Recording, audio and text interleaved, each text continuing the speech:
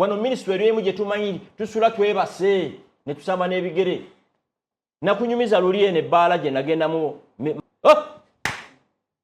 gwe gwasooka okugenda neze kirisi kirabanga abaana babuuka ng'ennyana ebyengera bya Allah biri muli emyenge egirimu gye bangambye n'eccupa y'omwenge ya milioni 3.8 batiguka nga nnyana saalaba yobbeero banaire special banywa wines spirits champagnes nenga wakubyeko waje kati abo tibakimanyi nti waliyo ministry ya defense and internal affairs eziba kuuma ye police ekola 24 hours okumakinga sure nti gwe oveewo nojjawa nebyo timubimanyi police eyo gye mulaba ku kkubo gavumenti n'egijja ku kkubo fe wano abo muyinza okufa okitegeera ndaba ekolera ddala so bewala batiguka ng'ennyana wanga nti abo tebasobola kujjako gavumenti kyenaba kume ate bangambye mu lunaku lwesinga okukola Thursday eyo society tejjako gavumenti tewali society ejjako gavumenti ng'esula mu bbaala ng'esula mu night player ng'ekola sports betting tebyakulimba newe basaba throughout the night anti kankubuulire tewali gavumenti yali egudde lwa kusaba abasiraamu ensala gye basaala singa zero yasaanawo tebiriiyo Museveni we yagenda mu nsiko kyaki tezaaliwo yakwata mundu tewali generation esula mu mabaala esula mu makanisa ekola betting ebeera mu loogi eri embizi buli lunaku ejjako gavumenti era Museveni buli lwalaba amabaala ago n'amakanisa agamba Allahu Akbar wano nja abatwala ate kino kankikugambe President Yoweri Museveni singa Katonda asobola omwongera y'emyaka emirala amakumi aga yalifuze lino emyaka yalifuze eggwanga emyaka 10 kwa yabategeera bali mu struggle eriwa struggle bagala kukyusa bukulembeze bakwate kankubuuza waliwo abantu abali mu struggle abazimba amayumba agali gold plated abakola ki abali mu struggle y'okujjako gavumenti abazimba amayumba agali gold plated ndaga ennyumba ya Museveni ng'akyali mu nsiko ndaga eya Nyerere ng'alwanyisa ndaga eya Mandela ng'ali mu nsiko ndaga ennyumba ya Samola Machel ng'ali mu nsiko mirundi yakolanga bwati tosobola kuŋŋamba nti mulwanyisa gavumenti eveeko ng'ofulayinga first class siba kunyonyi tekiriiyo nammwe ebyo nabigaana nze ate neetigirira so tosobola kuŋŋamba nti yala kujjako gavumenti nga lakizale gye mulimu esinga abali mu buyinza okimanyi nti lakizale abakulembeze ba Nuupu gye bali mu esinga eya Museveni sikimanyi kitya okutegeeza ki because we bali balwana baagala kulaba nga Uganda enunulwa obukulembeze bukyuka kungu wanje wali ogenzeko mu maka ga President Museveni erwakitula no ate ekisozi yes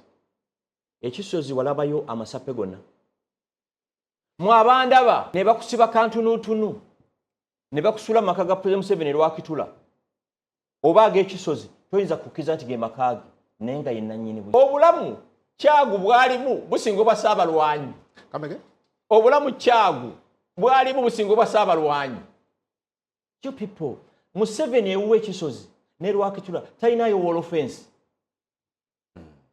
fence eziwo manyi buseŋŋenge na luno guno abalawo tulikosa nnyo ekyo ekika ky'omuddo ekika ky'obuti oba kiyita kya green nkyerabidde erinnya okitegera ndowooza tekiriyo tebiriyo kyova olaba be baagambye nti bakyuse etteeka okulonda leader of the opposition my God Kyagulanyi yavuddeyo Lubongoya n'avaayo Ssenyonyi n'avaayo nga bagamba ekyaffe kya loopu kye tulwanirira bano tibakyalwanirira kufuna ba president balwanirira kusigala nga they are the leaders of the opposition basigale nga leading opposition political party era nze abaana bonna abaasibwa ekitali abambi nabasonyiwa era nze nali manyi nti gavumenti egenda kubata bakole kibagende babasibye emyezi 3 emirala baganda bange abali ekitala muvumiriye emyezi 3 mujja kukola ki mujja kuvaayo bakkiriza emisango ne babona ekibonerezo tegenkana myaka 4 nkubuuzeeyo ndagayo omwana muganda wa Kyagulanyi ewa chairman Nyanzi owa Lubongoya ali ekitalya bakwatako ba close associates bene bamala ne babata bakwatako bano ba Edi Mutwe n'abala ne bano ne babayimbo ne babayolere Kalangala bakwata Edi Mutwe Nubiya Nili n'abalala ina saako yonna ya Kyagulanyi bagiyola mukomere bamalayo bangaji bamala ne bavaayo bati bavaayo bati beyimirirwa siwe kiri yes ne baba waka kwakkuliza ku buteli n'omwakkiriza bakufuluma Kampala enkeera Nubiya Nili ne Edi Mutwe bali kunyonya bagenda Belgium bakozesa mmwe Kyagulanyi bamukwatira Arua ne bamuparading eggulu mu kooti siwe kiri omusango ogwakomawo akyalipotika mu kooti gwe baga nti bamusanga ne mundu mu hotel akyalipotika mu kooti nziramu ogweruuka ogwavaako kapalo kwata omuliro akyalipotinga mu kooti byakomawo Kyagulanyi project ya Yoweri Museveni yes gwalwandaba kusanyuka TV okulonda bwe kutuuka genda olonde dayawaka gwalwanyisa okujja kwasobola okuba product ye all over the world ba presidents baba setting oli ne setting opposition ye yes base yali afuse base ye wano ontegeera base ye yekka yali credible opposition leader base ye ya holding opposition for 20 years bano myaka eki bayagala bweyagaza nze mbadde mbagamu abaana abato okulonda kwa 2026 genda olonde nenkwegayiridde teweetaba mu kwekalakaasa kuba bajja kuyoola bakutwala ekitalya banaabana banene bali mu Amerika basoma bano obadde oyogerako baga nti abamu ku bannakibiina tebaali basanyufu n'engeri bano gye bakkirizamu emisango chairman Nyanzi mukwano gwange bana abantu bonna mikwano gyange oyo Ssaabakunzi wano family eyo neeri mu Amerika bali mu Amerika musango is that bad mwamiga shumu kibi aba family zabo okubeera mu Amerika ate abali ekitalya kyo kirungi lwaki kiri okkemu abamu okubeera mu Amerika naye kirungi abafu okubeera ekitalya simple nziramu bali bakusibyeko mbuuza nziramu laba bali bakusibyeko nze bana batujju ba CMI bansibako akasajja ke bayita sikasimu ku Trump tap charges manyi kye bayita ekkomera nze abaana kye bakoze oga mukama waffe gwatusinga tusaba kuteebwa kyadde kisinga abagamba mbu abaana babetrainze mu kita agamba mbu abaana bavudde mu struggle ali kusanira lwambiza alya tumbulamu katono likusanyuka TV bwe tukomawo tugende ku nsonga y'Abannayuganda Abanyarwanda babadde ne Mwami Gashumba ono ne basinkana omukulembeze w'eggwanga biki bye bayogedde ku lwaki ensisinkano eno yabaddewo bwe tujja otandikira tovaawo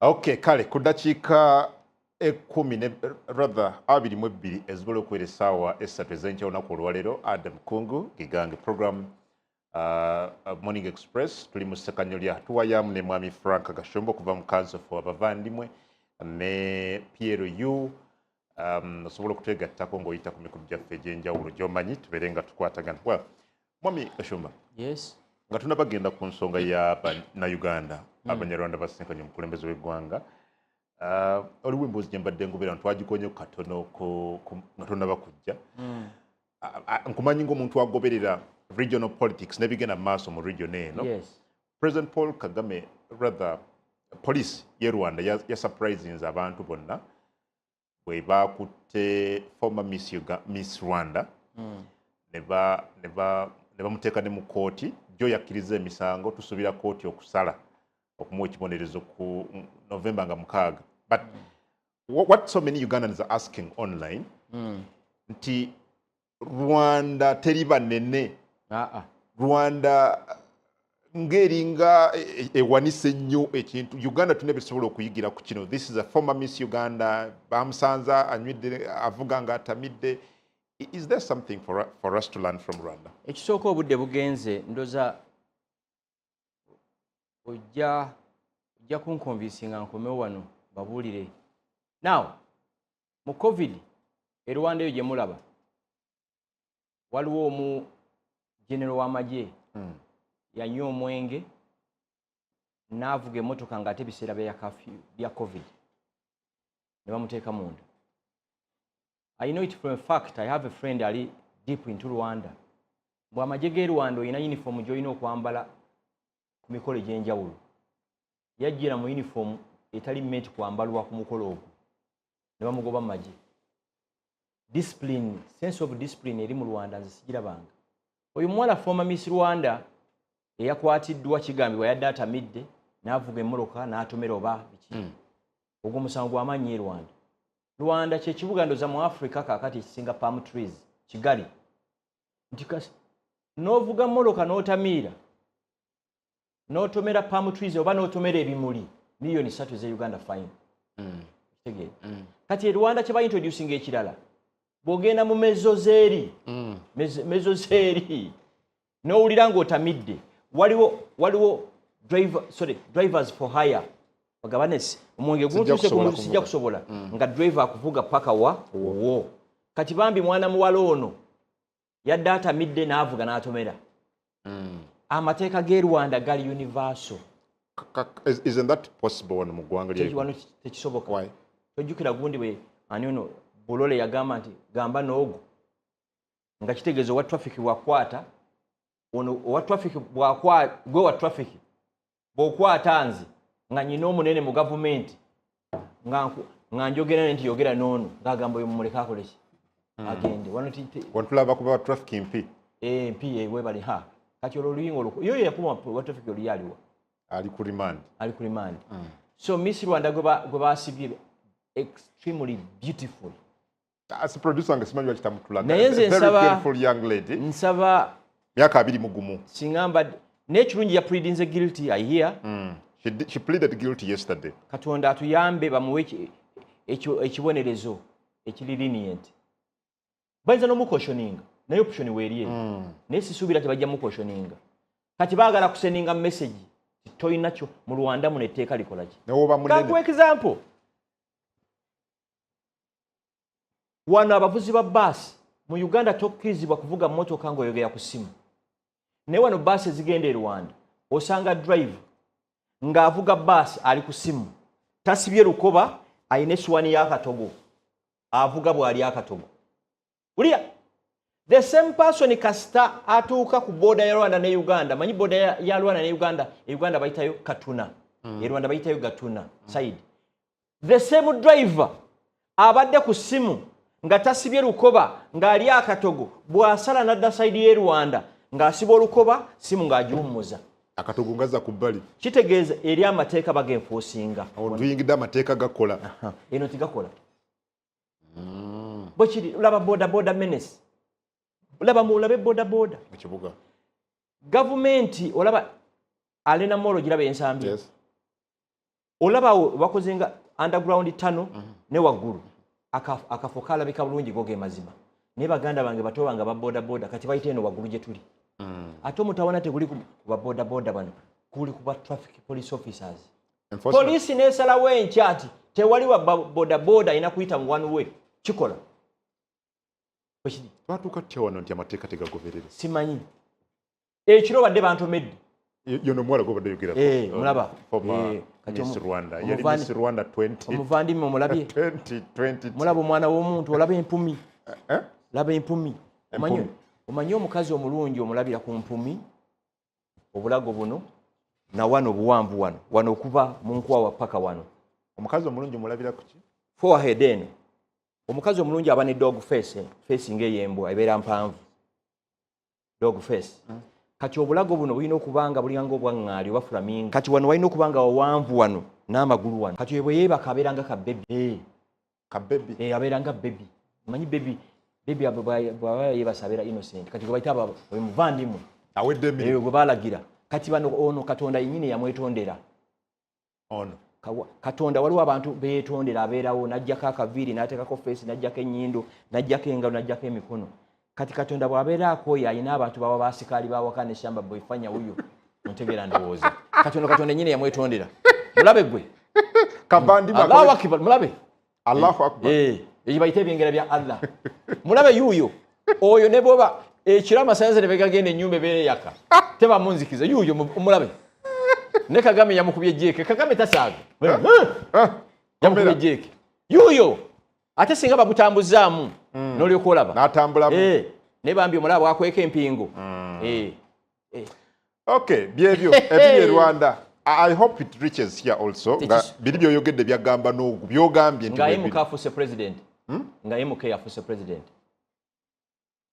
President Museveni emyaka gy'alimu ogiraba alimu 8 years now. Ali mu myaka gy'abajjajjaffe. Ontegeera ndowooza. Era bannayuganda bayita bazzukulu. Kaakati takyayinza kuleeta ebyo reforms ezo wano. Weetaaga president mupya. Kuba mikwano gyange abali mu State House bakugamba nti ne bwe waaba kasita owaabayo ensonga mwenna abayita n'abatuuza ng'abazzukulu. Toddanga muno okola kino wenenyeze munno. Jajjanga bwakoleka. Jajja bwabeera. Yes. Well, nkuliko ewa jajja. Nabalabye gwe n'abantu abalala nga muli ne president. Producer nja musaba tuleke ku bifaananyi. Mwabaddeyo simanyi kye kyabatandudde okugendayo and I don't know what you really discussed. If you could briefly tell us about this meeting. Ekyatututteyo ensonga eri emu bannayuganda ab'eggwanga ly'Abanyarwanda basosolebwa ekitenkanika bamibwa national IDs bamibwa passports. Twekubira enduulu mu Uganda Human Rights Commission ne tuwandikira IGG ne tusinkana Minister wa Internal Affairs General Jeje Odong ne tugende wa speaker ensonga yaffe n'ajogera ku floor ya parliament era tumwebaza ensonga yaffe negenda mu kakiiko ka Internal Affairs and Defense nenga okusosola kugenda mu maaso. Kati ekibiina kye tulina ekiyitibwa Council of Abavandimwe ne tusalawo mumanyi katugende mu Constitutional Court tuwaabe nga tumaze consulting widely. But before going to the Constitutional Court twawandikira president w'eggwanga nga tumulaga okusosolebwa okugenda mu maaso. Luckily enough bino bebuko bifaananyi bamutu mwabadde nkulaba wali olidanye president awo abasiibula ndowooza awo yali atusiibula kakati ne muwandikira ebbaluwa n'agiddamu nali ng'agamba nti ensonga yo nagiwulidde era ndi musanyufu okusinkana ne ngenda ne nsooka ne musinkana one meeting yamala essaawa emu n'ekitundu ne munnyonnyola amazima gali nti nakizuula nti ensonga eno abadde tagimanyi mu buwanvu nnyo n'akuba amasimu ag'enjawulo nnyo n'agamba omanyi njagala okumi wano ku Lwokutaano ne yagamba ali terribly busy naye njagala okumi wano ku Lwokutaano ne executive yo ndeetyo ne bavictims bannira ne immigration n'angamba ajja kujja ne balooya be Bantone General ba Solicitor General nange ne musaba naffe tugende ne balooya baffe twatuka entebe ku ssaawa 8 meeting era ssaawa 9 yatandika ku 9:15 n'atuwuliriza n'agamba yes agenda kuyisa ekiragiro nti teri muntu ayitibwa munnayuganda ng'oli munnayuganda 100 ku 100 alina kumibwa passports and national IDs. Ekyo kyebaliza Mukama. Well, how big is this problem? It's tusigaza like 10 minutes. I cannot explain it in 10 briefly. Ekisooka omuntu bw'akuma national ID economical abeera crippling. Without a national ID tosobola kugulawo account mu bank, tosobola ne bw'ogula ettaka tosobola giteeka mu linnya lyo mu mannya go. Bayireka ne bw'oba osasula omusolo ogyetaaga kyekirala. Kati ne bw'oba ogenda mu universities eza gavumenti ekisooka bayitaaga national ID. Ekyokubiri tugenda tuuka n'akaseera nga ne malwaliro bagikola ki bagisaba. Bano badde beekwasa mu bannayuganda yonire bagamba ki ne Internal Affairs bumwogera nabo ku nsonga zino bakatonda tebagambwako bali babalaba ki abantu bafuuse bakatonda mu nsi muno wulira okumanya abasajja abo abatujju abo bannira ne immigration bazibu osanga family nga kungu bamuwa passport nga maama we y'omu nange y'omu nze ate ne baginyima olaba selective application of the law n'osanga family ngono bamugamba agula obutuuze mu Uganda ate omulala agiina kati waliwo kesi y'omuwala eyashookinga president oyo taata we ye chairman w'erosi 3 erw'emiyaga taata we alina passport baganda basatu balina passport ye baali bagimumye si munnayuganda General David Muhoozi yamala okukiyingiramu okitegeera ndowooza nga bamugambye genda tujja kuddira mutegeera ndowooza ffe twabagamba nti olw'okuba twagala okuprotectinga borders zaffe nze saagala munnansi wa Congo oba munnansi wa Rwanda kufuna passport zaffe kubanga nange sigenda nkola Rwanda kusaba passport yayo. I'm not a Rwandan, I'm a Ugandan 100%. I wish Rwanda well, I love President Kagame so much, but I'm not a Rwandan. Ne tubagamba nti abantu baffe babasaba passport okwongera okukakasa nti munnayuganda yafunye passport afune ebbaluwa y'erosi erosi 2 erosi 3 diso ne erosi 5 abantu baffe nga babireeta oli bw'amala obituusayo byonna nga bamugamba leeta obujulizi obulaga obusuulu nti bajjajjawo bali mu Uganda before 1926. I bet my hand, General Tafire, General David Muhoozi, the entire Ministry of Immigration, none of them asobola okuleeta ekiwandiiko ekiraga nti bajjajja be bali mu Uganda before 1926. Kubanga etteeka ligamba, Article 10 egamba, to be a Ugandan, you must belong to the below listed indigenous communities. Communities ge mawanga, Baganda, Bacholi, Balango, Bateso, n'Abanyarwanda tuli number 5, tuli number 24. Kakati batuuka ku bantu baffe, tebaconcentratinga ku tribe yo, bagenda ku family. Leeta obukakafu nti family yali mu Uganda before 1926 okujjako abaana b'olulyo lulangira obwakabaka bwa Buganda obwa Busoga n'ettolo baso kiproducing ate nga article 9 egamba nti omuntu yenna yasangibwa mu Uganda nga 8 Okitoba 1962 yafuuka munna Uganda ate eya 1995 constitution n'ekikola n'ekimaliza ng'egamba nti omuntu yenna 1995 egamba bweti nti omuntu yenna eyali munna Uganda nga constitution 1995 ekolebwa ya continuing nga muki munna Uganda so bana abasajja badde bafuuse ba Katonda ne twekubira enduulu waliwo omusajja gwe bayita Abimaana waliwo bana bamuyita Kajuga abasajja bali awulira batya antulira njabbanoonya obatya no njabbanoonya waliwo omukazi bamuyita Deborah Amanya njabbanoonya mami gashimba tuliziganye njabbanoonya bajje wano bongere okuwa side yabwe but president ogenti yabakakasiza that he is going to take action. He is going to take action. Ate mu believing. Era mu Abanyarwanda abavandimwe mwenna abali eyo. Saabalwanyi kasita solving ensonga ya national IDs ne passports. 2026 mumulabirenga ddala. Actually situgenda kukiza Yoweri Museveni kunoonya kalulu mu bifo ebirimu Abanyarwanda n'abavandimwe. Kagenda kwekola bwekozi. Kubanga bakasajja ke badde balina ku Yoweri Museveni ka national ID ne passport. Ng'onyizeemu awati. Sikitegedde. So ganti singa ensonga za mmwe as solving 2026 tujja mulabiranga ddala kubanga buli munyarwanda yenna obukyayi bwalina ku Museveni national ID na passport. We don't need special favors. We don't need special favors from government. Twagala level the ground. Fe twepakasiza we hustlers. Ontegedde muganda wange. Tewali munyarwanda we wikira allowance we monthly allowance. So mujja kumulonda singa ate mukolo mulesewa Mbuke yatugamba 2026 tali ku ballot paper. Ontegerando. Well, but I've seen ebigenda maaso ku mitimbagano. You seem to be united nga banna Uganda b'eggwanga lino.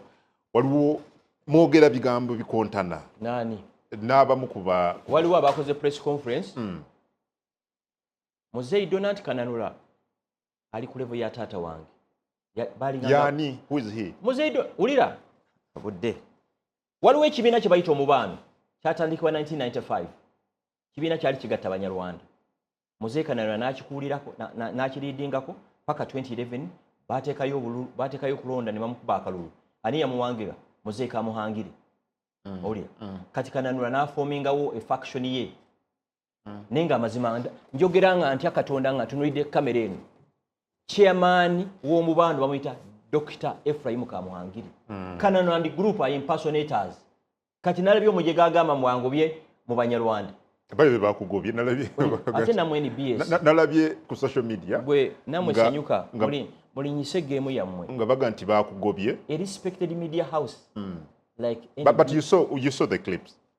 Nabirabye ne a media house ngeni BS tesobola kuzanya kintu ekyo. You saw those people gabaga nti gashumba bamugobye ngani angoba mu community y'Abanyarwanda nga bakuvuna n'ebintu ekisooka weyita mweyita abavandimwe nti you're changing their identity. Abavandimwe kitegeeza asi.